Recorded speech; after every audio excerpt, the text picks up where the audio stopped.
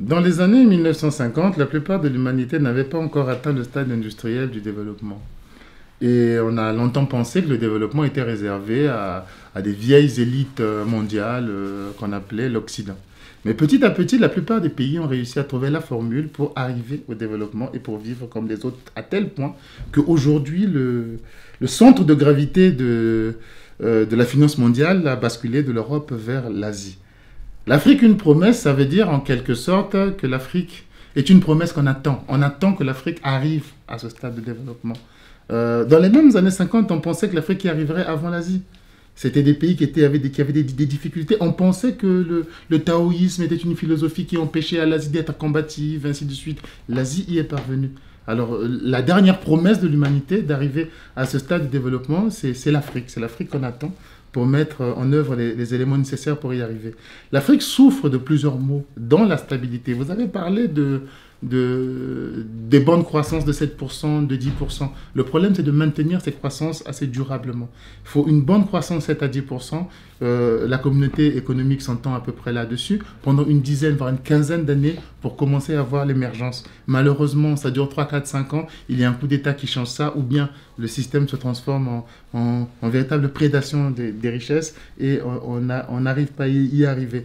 Dans ce livre, ce que j'essaie de faire, c'est après une expérience en Afrique, dans le développement du continent, de mon pays d'abord, le Congo-Brazzaville, et dans les diverses missions et les travaux inter-États que nous avons pu mener, j'ai remarqué certains freins qui sont récurrents, que l'on retrouve dans l'ensemble des pays africains. Il y a les freins politiques.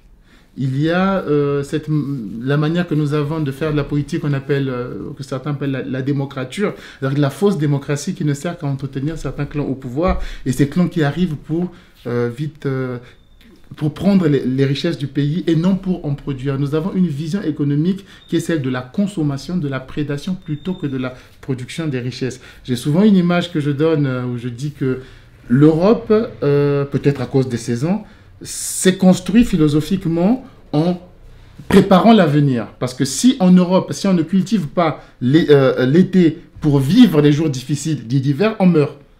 En Afrique, on a un peu plus de difficultés à ce niveau-là. Donc, ces freins, c'est aussi de pouvoir se projeter dans l'avenir. C'est de pouvoir travailler aujourd'hui pour demain, pas juste pour consommer ce que l'on produit aujourd'hui. Il y a aussi des freins sociaux. Il y a énormément de freins sociaux en Afrique. L'Afrique est une terre de contraste dans laquelle beaucoup de gens ne jouissent pas des libertés dont ils devraient jouir. Les ethnies, toutes les ethnies n'ont pas le même pouvoir. Les hommes n'ont pas le même pouvoir que les femmes, les jeunes par rapport aux vieux, et ainsi de suite. Il faudrait lever tous ces freins-là. Il y a des freins pratiquement à tous les stades que j'essaie de développer. La communauté internationale aussi a ses erreurs. Le FMI a des solutions qui bien souvent ne servent qu'à essayer de maintenir un bon niveau de gestion, mais ne prévoient pas le développement au-delà de la bonne gestion. Si bien qu'il y a des pays qui se retrouvent très bien gérés pendant longtemps, c'est le cas du Ghana, des pays qui se retrouvent plutôt pas mal gérés pendant longtemps, mais qui ne décollent pas. C'est le cas du Rwanda.